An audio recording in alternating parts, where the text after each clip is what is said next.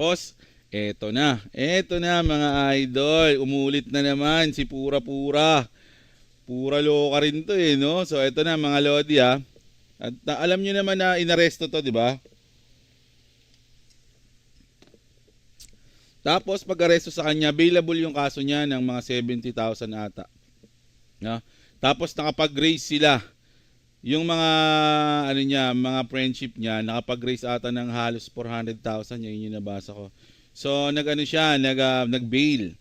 So pagkalaya niya mga Lodi, ginawa niya na naman yung yung rason kung bakit siya nakulong. Parang ganun, In a video uploaded by Noel Capili Ruiz on X, dito yan sa Twitter, no? The controversial drag queen was seen performing Andrea Bocelli and Celine Dion's classic duet song, The Prayer, no, together with the mother of a drag show led by Drag Den. Parang ang pangit nun drag show led by Drag Den. Ayan, no. PH winner. So, andito ba yan? Check na. Anong pangalan? Ano lang Hanapin natin sa X. Baka mapanood natin. Hindi ko kasi nakita yung video na yun Ano lang natin. Ito, ayan. Check natin mga Lodi Check natin.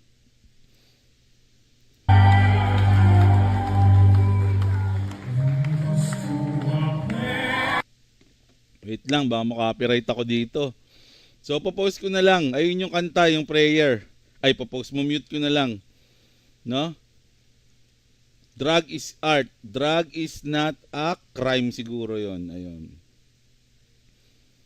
But drugs is. Ayun. Hindi, wala. So, ayan. Check natin. So, ayun. Inaano niya. Parang tawag doon? Inaano niya yung binu-voice something niya. Ayan.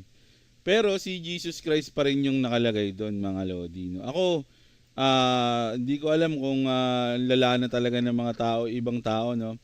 Pero sa akin, mga Lodi, kasi alam mo na nga ayan, ito sabi dito Tagalog naman. Matapos makalaya, spotted and controversial na drag queen na si Pura Luca Vega na nag-perform naman ng classic duet na The Prayer ni Celine Dion at Andre Bocelli. Naganap ito sa drag show na pinangunahan ni Drag Den PH winner. Drag Den kasi, no? Ang kulit. Basahin natin yung mga comment. Ayan. Nasira na ulo niyan. Sarap nitong kutusan. Ayan. Mas kumita pa sa mga pawarlan niyang ginagawa. Ang tuwa siguro ni Pura Luca. So, eto nga, mga Lodi. No, so, ayan. Na-miss na niya mga kakosa niya sa loob.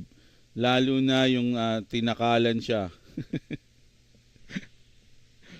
Eto, alam nyo mga Lodi, hindi na kailangan tanungin, no? Siguro malaking porsyento ng mga Pinoy, kung alam yung istorya niya, ay magagalit ulit sa kanya. 'Di ba? Siguro may mga kakampi man sa kanya, mga maliit na porsyento lang yung mga nag-e-enjoy. Hindi natin alam kung ano, no? Pero kasi sa Pilipinas kasi, mga idol sa tingin ko lang hindi pa handa yung mga pag-iisip ng ibang mga Pinoy sa mga ganitong performance o larangan mga Lodi, yung napaka parang nakalimutan ko yung words Yung open, hindi sila ganun ka-open. Kumbaga parang liberated, hindi sila ganun ka-liberated, parang ganun.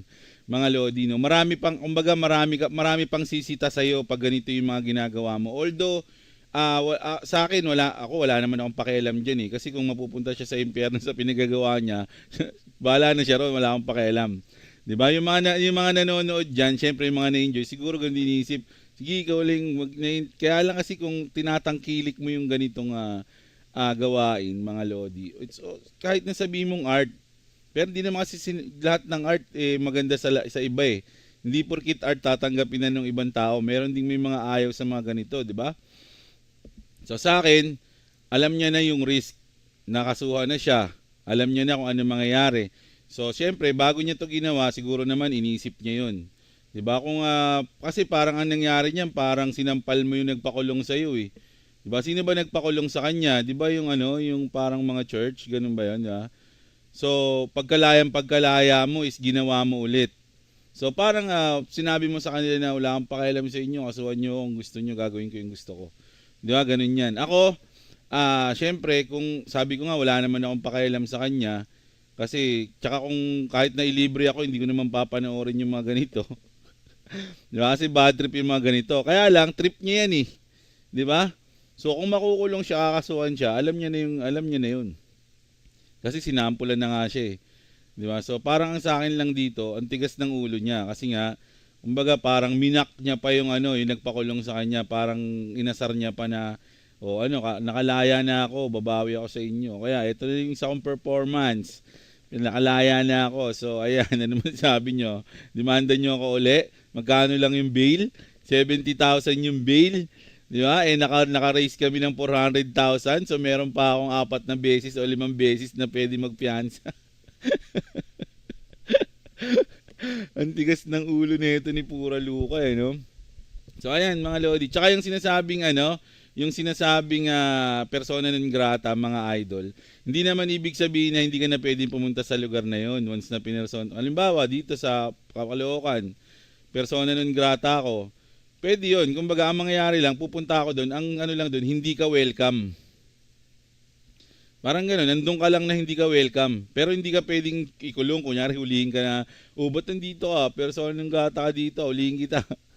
Hindi gano'n, hindi mo siya pwedeng hulihin. Kumbaga, ang parang pinaka-point lang nun is hindi siya welcome sa lugar na yon. Pero pwede siya magpunta kung gusto niya. Ibig sabihin, makapal mukha niya, parang gano'n. Yeah, so, ayan. Grabe, no? So, ayan yung news natin dito kay Pura Luka Vega.